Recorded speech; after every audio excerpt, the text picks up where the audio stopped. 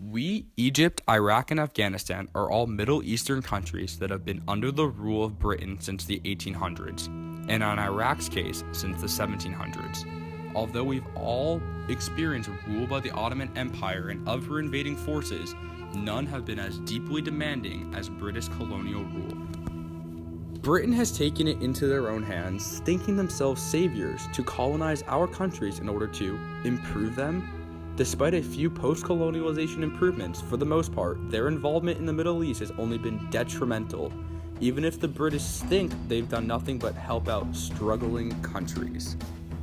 After evaluating the pros and cons of our country's remaining colonies of Britain, we've decided it would bring us the most benefit to become independent.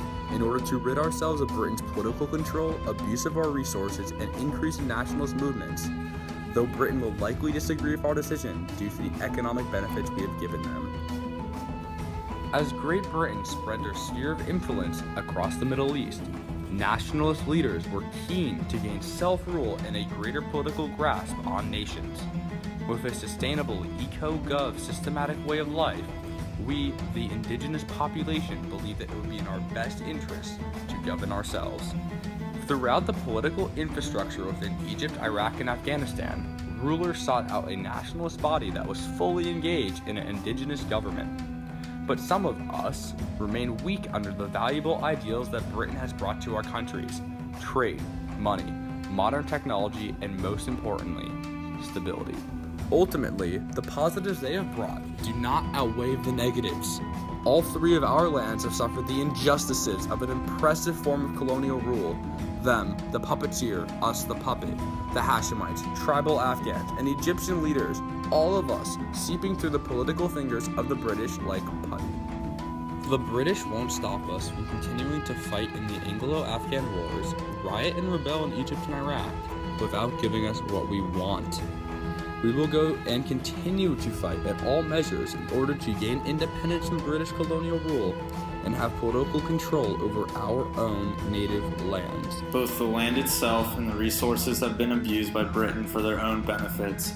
Finite resources like opium, oil, and many other valuable commodities have been taken, exhausted to say the least, by the very entitled and arrogant white men of the West, pumping our natural beauty right out of the ground and letting it flow right through their money-driven minds. As Britain cashes out on its monopolies of opium and oil, those of us in the colonies gain nothing. In fact, we lose money as Britain selfishly steals what was once such a large part of our economies. Though our individual economies weren't exactly thriving before, there's nothing we stand to gain if we let the British continue to take away what could be the saving grace of our economies, if we were allowed full control over our own resources. Geographically, the British have acted as if we do not even exist. Whether it's in the heart of Iraq, where the India East Trade Company is stamped down with no regards, or in the arid and vast lands of Egypt and Afghanistan, where the British have set up boot camp. It looks as if they're preparing for the apocalypse or something. In the great land of Egypt, Britain has exploited natural resources with no remorse. Water, a fundamental element in life, is something the British see as irreplaceable. Since 1869, the British have acted as if the Suez Canal is the fruit of their labor. As British influence grew in the colonies, people native to our countries began and continue to rebel. Because Britain began to intrude in our countries, many natives wanted them to leave as soon as possible, and some rebellions were violently crushed by the British rulers. However, this didn't stop people from showing the British what they thought of the changes they made. Once Britain took control over the colonies in the Middle East, tribal barriers and ethnic groups were forced apart, causing nationalist movements. People who once felt a strong connection to their country were added to the groups of people enraged by Britain's ignorance of the people who live in the countries they're trying to help. Despite previous differences in the colonies, the natives came together in these times to overthrow Britain in many wars of independence. All these wars were fueled by nationalism, for the same reasons as stated above. People are tired of Britain's decisions within our governments that are absolutely inconsiderate of the people who live under their rule. Because of these wars that shouldn't have happened in the first place, we've lost so much money and so many resources. If it weren't for the fact that the British thought they had the right to take our countries as theirs, our governments and economies could have flourished. Instead, because Britain thought we'd offer no resistance, any and all natural improvements have been halted. Despite the deprivation of resources and political power, Britain has held a very laid-back approach and brought stability when establishing protectorates, peaceful buffer zones, and nations under the British mandate.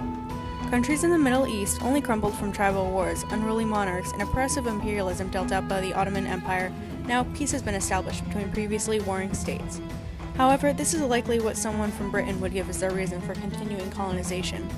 From the perspective of people born in these countries, it's obvious that despite a few political benefits, the people who've been living in these places their whole lives have seen no assistance from the British. They've only said that they're helping, but are they really? Evidently, Egypt, Iraq, and Afghanistan have been harmed more than helped by Great Britain's colonization because of their intrusion in the government, hoarding of resources, and role in the increase in nationalist attacks.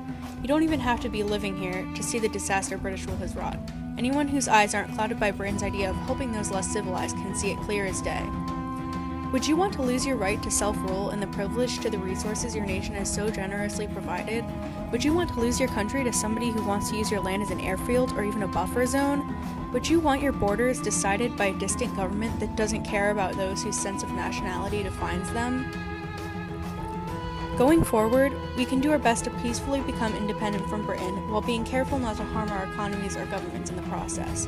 If we only hurt ourselves further in the process of independence, it leaves us vulnerable to colonization by another powerful country. After seeing the effect Britain has had, we can't let that happen again. That's why anyone sensible would agree that independence from Britain rule is what Egypt, Iraq, and Afghanistan need.